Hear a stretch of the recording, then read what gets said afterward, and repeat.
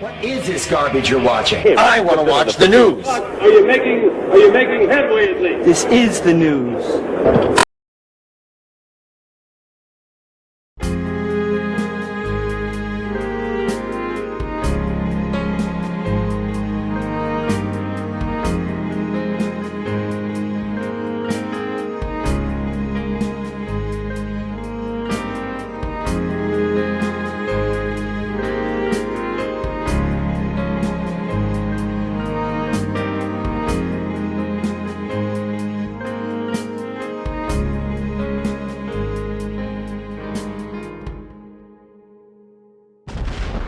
Thousands of government-sponsored experiments did take place at hospitals, universities, and military bases around our nation.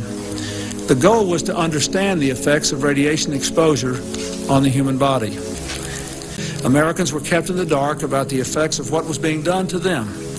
The deception extended beyond the test subjects themselves to encompass their families and the American people as a whole.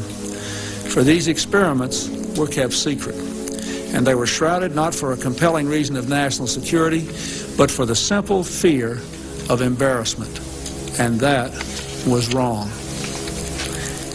So today, on behalf of another generation of American leaders and another generation of American citizens, the United States of America offers a sincere apology to those of our citizens who were subjected to these experiments.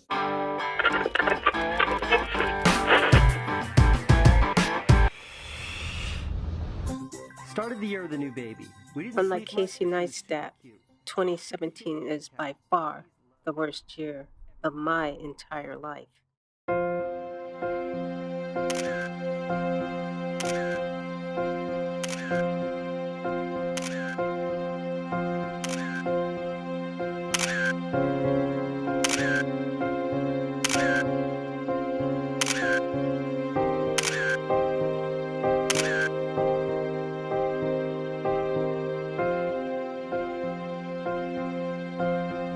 My name is Cynthia Green, and I am a targeted individual.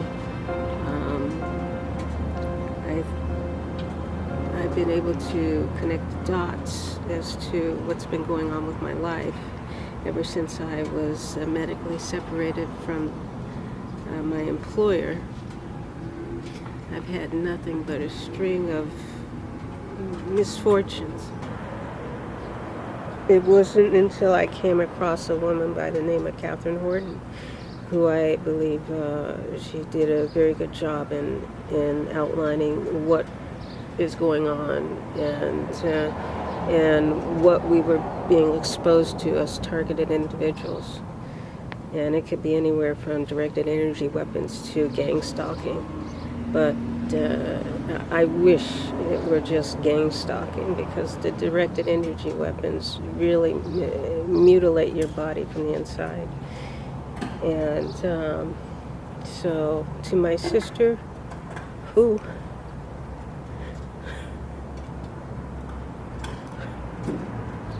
I don't know if I'm going to see again, I love you. I want the world to know that our government is utilizing our tax-paying dollars to not only spy on us, but to also use us as guinea pigs, experiment on us using these weapons. I live in Washington, D.C. I'm being physically stung or stabbed or pounded, and it hurts. I am tormented and physically abused every day. I wouldn't mind if he's just going to watch me or something, but the tracking on and the harassment, it's a little much, you know. I'm a disabled veteran, and, you know, I thought I live in America, not a society that will attack its own citizens. You see, I am a victim of covert harassment and electronic harassment and gang stalking. I'm what's called a targeted individual. And somehow we've ended up on this ungodly, evil list of people who have their lives literally destroyed on a day-to-day basis. What do you think about those people that don't buy your story? Does that not bother you? Not in the least. Truth never goes away, and it's like a seed planted. It is going to blossom and come to fruition because it's everywhere around us. It's in so many aspects of society, and once people's eyes are open to truth, even if they don't want to see it, they're going to start seeing it around them. So no, that doesn't worry me in the least. It's not important that they know my truth. It's important that they know their own, and everybody's on their own learning path. They're going to get the truth.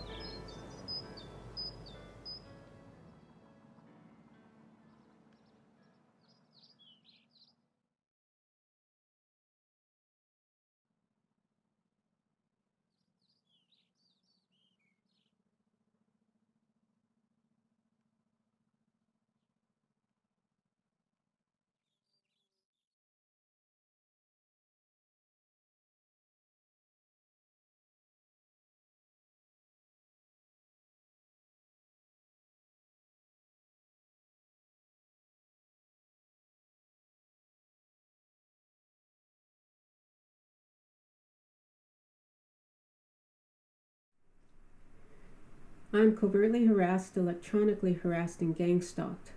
I'm what is known as a targeted individual. I'm attacked with directed energy weapons 24 hours a day, 7 days a week, inside my home, inside my car, and while I'm out in public. No one could see these attacks occur, and as a result, I suffer silently amidst those I pass on the streets, in the grocery store, and elsewhere. A variety of symptoms from an energy weapons attack can manifest into what appear to be everyday health issues, such as acid reflux and severe burns, to the more extreme heart attacks and strokes. Below I have assembled important reading for everyone to familiarize themselves with, because our country has come so far technologically that most of us have been left behind. For example, most of us aren't aware of the existence of nanotechnologies and its many applications, or most haven't heard about the successfully conducted experiments that is the brain-to-brain interface. It is for this reason I stress the importance of beginning the process of educating yourselves, because if you are neither covertly or electronically harassed or gang stalked, if this technology isn't touching you or someone you know, I guarantee it will eventually, unless Americans take a united stand against these crimes against humanity. Unless collectively we do something to end these programs targeting innocent citizens. The old adage, what you don't know won't hurt you, has been revised to what you don't know can kill you. To reiterate, learn, share what you've learned, and take action. For united we stand, divided we fall. Slow down just a Thank little you. bit, okay? This is important for them. My name is Ken Rhodes from Michigan. I'm here to tell you that the use of electronic weapons and mind control is helping the United States against the American people. You may think this will never affect you, but there will come a day when this will affect all of you, your children, their children, and every generation from this day forward. I'm here to speak for every person affected by these horrific crimes against humanity. I can't go. Thank you.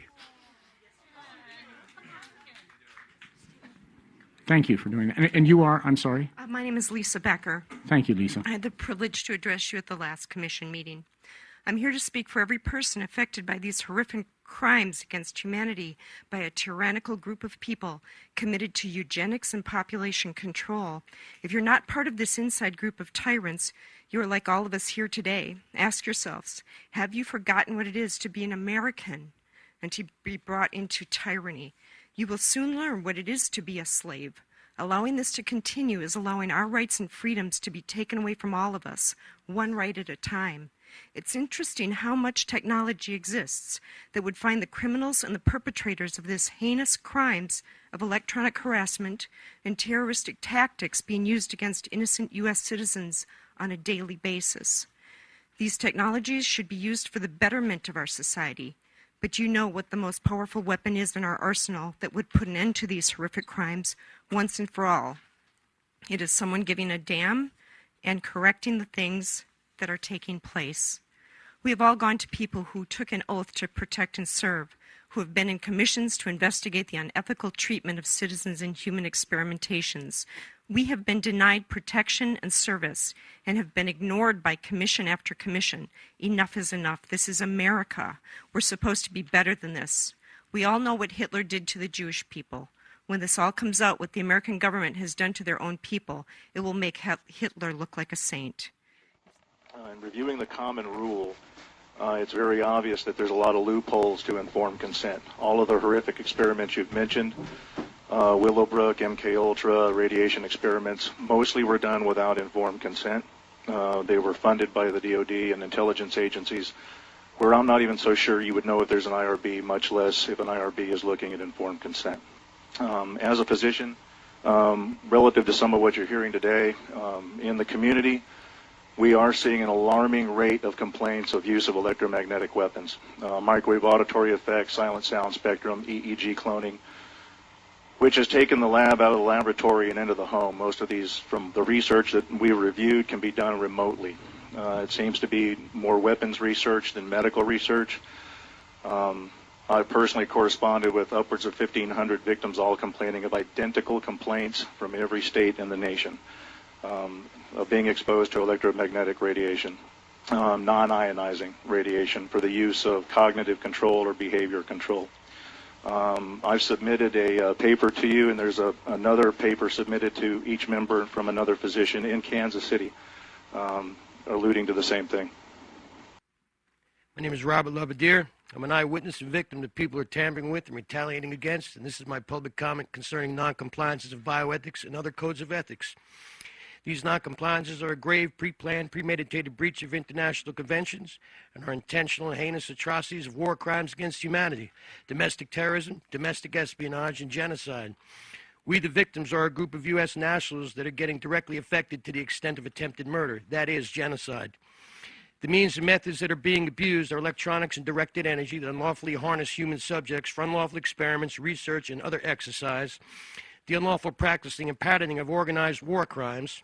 The means are electromagnetic, radio frequency, psychotronic fields, voice-to-skull techniques, and other energy weapons that harness unwilling humans against our will and criminally conspires against our rights. They're used with remote viewers as one of the means of unlawful surveillance with criminal intent to terrorize, injure, harass, intimidate, and murder. That's called stalking, with the same intent. Also, unlawful human service trafficking that steals an individual's bioenergy signature through signal splashing unwilling human subjects, then using synthetic telepathy That's a theft of human intangible property and other directed energies causing physical and mental pain, suffering, and trauma. These perpetrators torture victims in their physical control. This is cruel, unusual treatment and a terroristic hate crime that damages the subject's health, finances, dignity, employability, reputation, and human property while disrupting our mental faculties. Where is the equal protection law that is constitutionally ours? Is it not unethical to keep that from us? Our country's government helped develop these technologies, and they are forbidden to use on U.S. nationals. That is law. To not execute laws concerning these crimes is seditious conspiracy and treason. These unlawful acts are in direct violation of UN General Assembly resolutions, international humanitarian laws, and a slew of U.S. laws, and is completely unethical and irresponsible. We rightfully seek disclosure through prosecution. Thank you for having me. Good day. My name is Sandra Fields. I'm an architect, recipient of Who's Who of Women in America Achievement Award, and have run a successful business for over 28 years. My life and livelihood have been compromised for the last 11 years by being attacked by electromagnetic radiation torture and by organized stalking. I cannot live in my rent-stabilized apartment in New York City as a result of this torture. I'm currently staying in motels and friends' houses in the last year. Thousands of Americans are currently suffering from chemical, electromagnetic, psychological, and physical torture with no government relief or laws. Our servicemen, prisoners, and thousands of unknowing, innocent civilians are currently being lamed, tormented, and tortured as a result of military research, medical research, pharmaceutical research, physiological and psychological studies that have virtually destroyed participants' sanity, physical well-being, reputation, and privacy. Government projects like MK Ultra and COINTELPRO are rumored to be active today, with updated forms of surveillance and torture and technologies.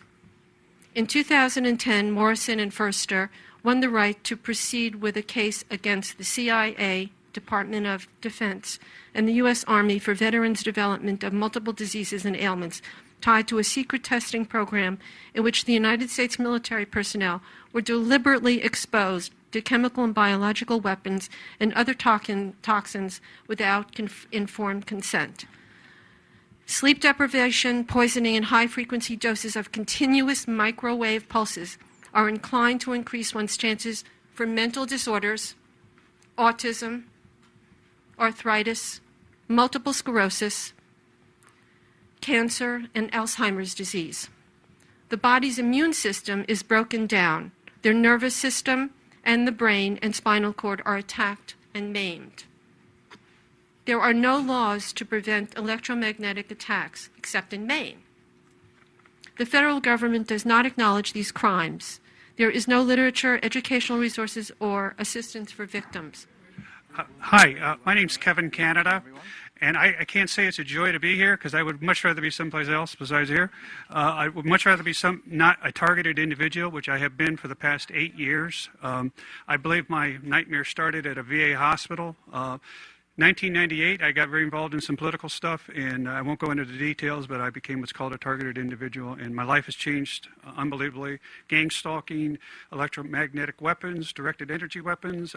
Some people even came in my house and jerry-rigged electricity, and I'm being electrocuted on everything. My appliances, I've been told that they can turn your appliances into weapons against you.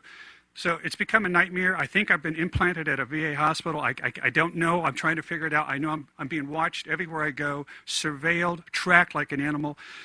We need help. We need to know. We need to be able to go someplace to find out if we have been implanted. What kind of technology are they using against us? We have done nothing but try to get involved. For me to get involved to make this a better country, and for that we've stepped on some toes, and now we are targeted individuals. And I'm sure most of the people here are innocent and are being targeted for reasons they really don't know. So we need your help. And I think the suggestion of having a TI on this commission, I think, is a great suggestion. We need somebody who knows what's happening to us, helping us. I'm another person who's being used for non-consensual human experimentation. The Stanford Research Institute, Lockheed Martin, and UC Berkeley. are the criminal organizations and university that are involved in this. I can't speak publicly. Anyway, there are no ethics, there's no morality, rules, regulations. They're able to sidestep an IRB, an institutional review board, for God's sakes. I mean, there's a lot going on you people don't know about. You know nothing, and it's coming your way, you know? These nanotechnology institutes that are attached to national laboratories. UC Berkeley has its own molecular foundry. You need to look into this stuff because it's going mainstream. It's not just us. You're going to be affected, your loved ones, your children, your grandchildren. You need to take a look. Thank you. I'm a physician, and cervical cancer prevention in developing countries is my life's work. I previously outlined my concerns in written form to Valerie Bonham and to Adam Michaels. My concerns are regarding ongoing studies of cervical cancer prevention currently being conducted in India. These studies include scientifically gratuitous control groups of unscreened women, and it includes scientifically gratuitous measurements of cervical cancer death rates among over 100,000 Indian women who are not being provided with any cervical cancer prevention services at all. The studies have been funded continuously since 1997 by the NCI and by the Bill and Melinda Gates Foundation. I'd like to offer a testable hypothesis that if these studies had been reviewed by any one of this afternoon's panelists, they'd be found, without exception, to be unethical by each of the panelists. My name is Leslie Crawford. I'm here from the state of Michigan. I wanted to speak about biotechnology applications being utilized on my person. I have medical reports showing eye damage being done to my eyes. My eyes does not have a mirror image. I also have nanowiring inside my eyes. I have pictures of the actual implants from the eye doctor. Once enlarging the nano implants, you will see a copy of the actual particles in my eyes. I have CAT scans, MRIs, and PETs showing wiring, nanowiring in my head. This is my brain. It's straight from the right side to the left side of my head. All my family received while we moved to Bay Area, California, and settled right next to the Stanford Research, including my children. Two boys been implanted in optic nerves, and blah, blah, blah. Anyway, Mrs. Barbara Boxer requested headquarters of FBI to provide information in this regard, and FBI told us what we are on the experiment. Then, you know, Department of Justice, Mr. Holder, told us what we have to learn how to live with that, with torture, with robbery, and this is on tape. And Mrs. Gottman has this tape, and we beg you so many times, please call Obama, stop torture. Obama can stop torture. Did you call? Did you call Obama? We're asking you, stop torture. Physical torture, please. Everything I've heard from this commission and this panel about ethics, they were mostly talk about pharmaceuticals research, but I haven't heard anyone talking about a psychotronic weapon research, a bioelectromagnetic weapon research. Who in this panel are familiar with a psychotronic weapon? Raise your hand, please. Who of you know about psychotronic weapons? Any one of you? Psychotronic bioelectromagnetic weapons. Are you familiar with that? Not at all. No? Okay. In this audience, is anybody familiar with a psychotronic weapon? Okay. Okay, the audience is familiar with that, and I think that in order for a panel or a commission to be able to help this problem and this issue, we'll have to have more knowledge on what psychotronic weapons are. I am physically leashed from my neck to the electromagnetic power of one of the weapons that is being used against me. I get tortured day and night. At night is with nightmares and all kinds of dreams that I don't want in my head. And throughout the days, my body, they prod with my neurological system, so they do anything to my body. Sometimes it's painful, sometimes it makes me sick. It makes me want to throw up. Sometimes I feel I'm going to have a heart attack. They do all kinds of things like jitter pulsating with the electromagnetic frequencies. They use a program called virtual reality that makes them feel that they are right in there in front of you. And as you know, electricity travels as fast as the light. And you know how fast that travels, right? How fast does it travel? Anybody? 186,000 miles a Very second. good. Yes. 86, I tell you what, though, 86. we do need to hear So I would appreciate if you more get more aware and read. There is in the internet. There's all kinds of information now on psychotronic weapons, so that you will probably be able to help us after you have a better knowledge of what these weapons are and what these weapons do. Thank you very much. Thank you for your patience. In 2000, I was approached by an ex-Navy sub-diver, and he brought to my attention the use of an auditory weapon that he stole from the United States Navy. Yeah, he told me about this weapon that he stole from the Navy, and he told me how the weapon would affect the central nervous system of a human, and he wanted me to go out and assist him in certain things. And in 2006, my life changed. I woke up one night and I got a strong electrical shock in the center of my chest. From that, I started to have problems with my heart. I started having Jiminies, irregular rhythms. Went in and to the hospital. The doctors determined that I was getting electrical shock through my chest. Then I went in and had an operation done, ablation. And all this just keeps going on. From then, it went to my lungs. Then from there, it went to my kidneys. From there, it went to my bladder. From there, it went to my colon. And it keeps going on and on and on. Medically, I've been looked at and reviewed over and over and over again. My brother, he's a doctor. My sister, she's a nurse. My nephew's a nurse. And I've got people that have talked to me about medical situations and medical views. And I know exactly what's occurring is wrong, and I feel like I'm a test subject. And I've responded to the government, and the government responded back to me. But I have not seen no action. I've given y'all a report, and y'all can look at the letters that I've sent in. I am an 8-year victim survivor of assaults by directed energy weapons. The torture I've experienced consists of body overheating, body extremely cold, seizures, heart pain, earaches, itching behind eyes, burning behind eyes, swelling, headaches, involuntary movement of my limbs, exhaustion, speeding and heart racing, hair coming out by the handfuls as if I've had chemotherapy, mind paralysis, being hypnotized or placed in a trance-type state, being tracked by a drone or satellite, controlled dreams, sleep deprivation, V2k, which is voice to skull, projected sound, extreme muscle spasms, and extreme muscle cramps, being made to fall down, blue circles around the pupils. I'm a lawyer and retired assistant professor of ethics and law at Michigan State University. I want to address two things very quickly. One is the theme of vulnerability and its recognition.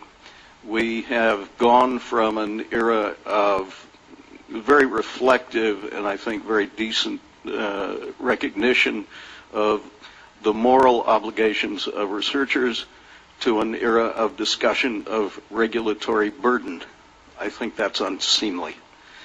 The second point is that there is law out there. The bioethics community has been oblivious to it, but there is international law.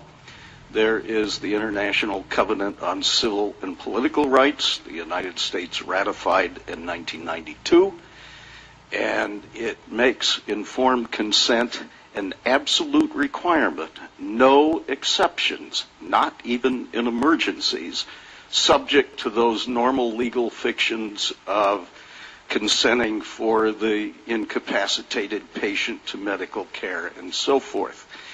Additionally, the Geneva Conventions and additional protocols to the Geneva Conventions, make research very, very difficult or prohibited altogether for those individuals who are caught up in war and armed conflicts. Michigan State University faculty responded to the OHARP request for comment in 2005 on equivalent protections. I will be pleased to provide that comment and those citations and some additional materials to the Commission. Thank you.